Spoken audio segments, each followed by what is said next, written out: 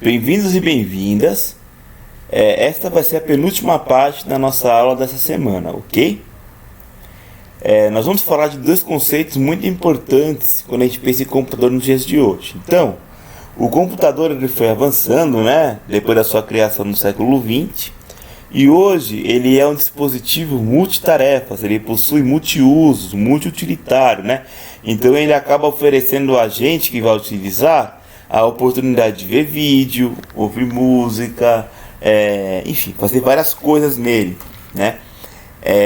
E o que acaba acontecendo? Isso não é só uma coisa exclusiva do computador. Nós vamos ter à nossa volta vários sistemas que também têm esse comportamento. O nome disso que está ocorrendo hoje é convergência digital, tá? Desse fenômeno, né? Então o que acontece? Existe uma convergência, vários sistemas fazem várias coisas. Antigamente, se voltar algumas décadas, por exemplo, para assistir um vídeo era necessário ter um aparelho que reproduzisse vídeo. Para ouvir um áudio era necessário ter um aparelho que reproduzisse o áudio. Hoje a gente consegue ter um aparelho que tanto produz vídeo quanto reproduz áudio, como tira fotografia, como faz ligação. Então tem vários sistemas ao nosso redor que são multitarefas, né?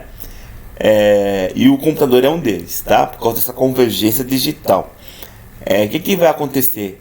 Nesta aula e nas próximas, eu vou continuar usando o termo computador, mas vale a pena explicar que computador, segundo o nosso ponto de vista nas aulas, é qualquer sistema que você consiga, no qual você consegue inserir um programa, né? Consegue inserir uma lista de instruções e ele acaba executando aquela lista de instruções, tá?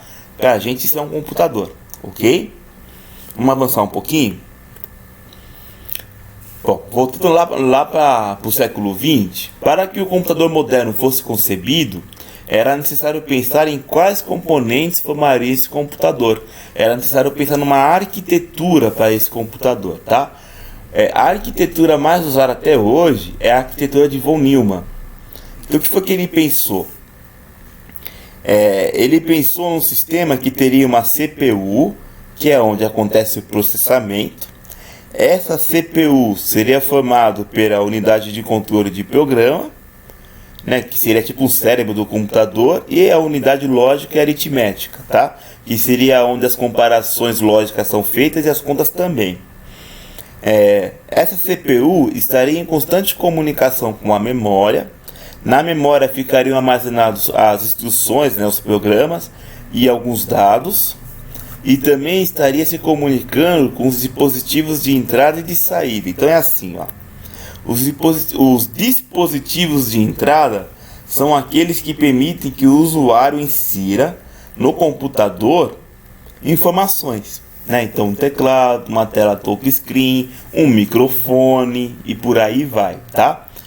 E ao mesmo tempo, né, essa CPU também ela pega esse monte de informação, ela processa e ela devolve para o usuário por meio dos dispositivos de saída vários resultados, tá?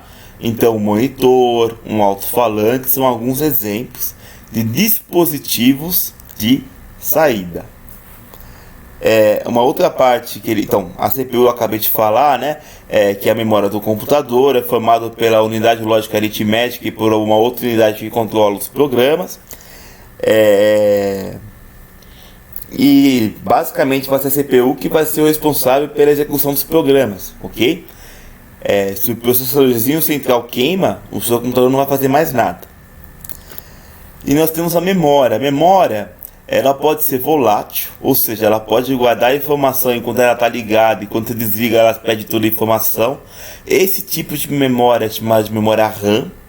Ou ela pode ser não volátil, que ela costuma armazenar a informação e não perder depois que o computador é desligado. Esse tipo de memória é chamada de memória ROM, com O, tá? E a função dela basicamente é armazenar informações, ou temporariamente, ou de uma maneira mais prorrogada, ok? Vamos ao nosso penúltimo questionário e depois a gente continua na última parte.